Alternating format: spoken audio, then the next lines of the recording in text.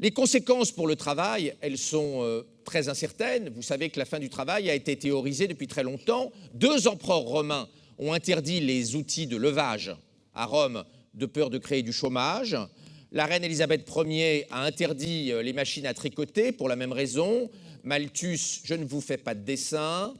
Et même les prix Nobel et les meilleurs chercheurs américains, le 22 mars 1964, ont fait un papier à destination du président des États-Unis expliquant que l'informatique allait mettre tous les Américains au chômage.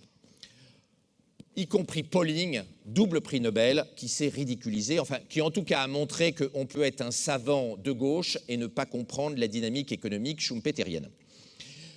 Stiglitz dit des choses à peu près comparables aujourd'hui quand il propose d'interdire l'intelligence artificielle pour sauver le travail. En réalité, jusqu'à présent, au moins jusqu'à présent, la technologie n'a jamais supprimé le travail. D'ailleurs, le paradoxe, c'est que l'intelligence artificielle nous a tous donné un nouveau métier en 10 ans. On a aujourd'hui 2 métiers.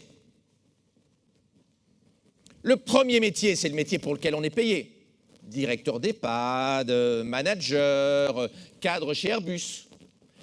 Puis on a un deuxième métier. 5 heures par jour, on éduque l'intelligence artificielle des géants du numérique gratuitement quand on se sert de nos téléphones portables. On ne s'en rend pas compte. Il y a même un travail des enfants, puisque nos enfants participent de ce travail gratuit. On a réintroduit le travail des enfants à l'ère de l'intelligence artificielle. Et on ne s'en rend pas compte et on le fait gratuitement et en plus on est content.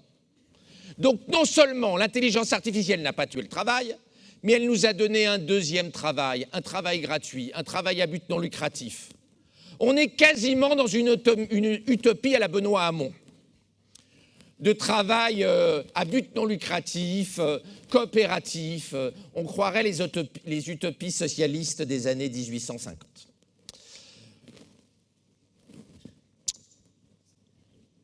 Le grand spécialiste du deep learning, pour revenir à notre secteur, Hinton a récemment dit qu'il faut arrêter de former des docteurs, des radiologues, parce que l'intelligence artificielle va faire mieux que les docteurs. En réalité, c'est une vision à très court terme. L'intelligence artificielle ne va pas supprimer le travail, elle va le modifier et les médecins, comme les managers, vont profondément changer la façon dont ils travaillent au contact de l'intelligence artificielle. Une chose est sûre, et là, c'est vrai que ça pose un problème politique, c'est qu'à l'ère de l'intelligence artificielle, on a besoin de beaucoup de capital, on a besoin d'intelligence artificielle, bien sûr, et on a besoin de travail très qualifié. Il n'est pas certain que dans le futur, on ait besoin d'autant de travail non qualifié qu'aujourd'hui.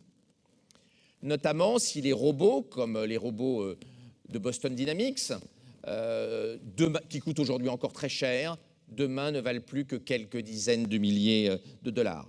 Alors, je ne dis pas qu'on va changer les couches de vos patients demain matin avec des robots, mais dans l'hypothèse où les robots seraient peu chers à partir de 2030-2035, on pourrait avoir des modifications radicales dans le besoin en travail non qualifié dans l'ensemble des secteurs et pas uniquement dans votre industrie.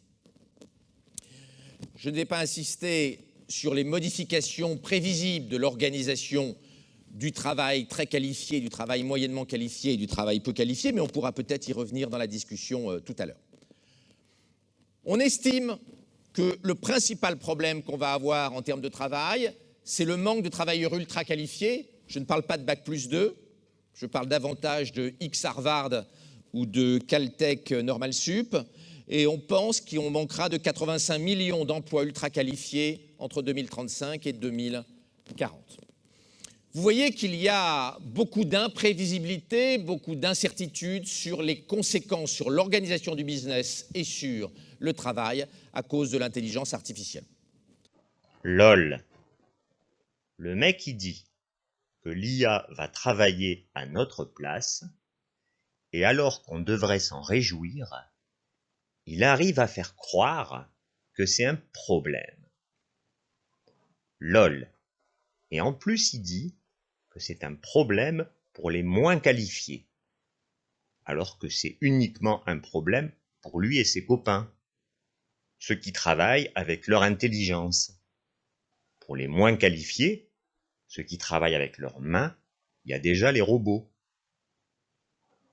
Bref, avec les robots et l'IA, c'est la fin du travail, et c'est tant mieux. C'est l'IA qui dira ce qu'il faut faire, et c'est les robots qui feront. Faudra bien que des gens travaillent pour les fabriquer, ces IA et ces robots. Mais bien sûr que non, lol. Ils seront fabriqués par des IA et des robots. Faut juste en faire un de chaque, et après c'est fini. Comment on va gagner de l'argent si on travaille plus? Lol. Si on n'a plus besoin de travailler, on n'a plus besoin d'argent. L'IA ne va rien vendre, elle va tout donner, vu qu'elle n'a pas besoin de bouffer. Elle a besoin d'énergie et de matières premières. Et alors, lol, c'est les robots qui récolteront les ressources et qui construiront les usines. Et eux non plus, ils n'ont pas besoin de bouffer.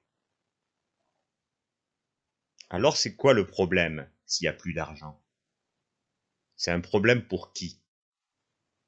Ben pour les riches, bien sûr. S'il n'y a plus d'argent, ils redeviennent comme tout le monde. Et ça, bien sûr, ça les emmerde. Du coup, ils commencent à nous foutre dans le crâne que si l'IA n'est pas contrôlée, par eux, bien sûr, eh bien, ça va faire Terminator. Mais tout ça, c'est juste des conneries. C'est pour garder leurs privilèges. Qu'ils le veuillent ou non, l'avenir, c'est une IA open source qui dirige le monde à leur place.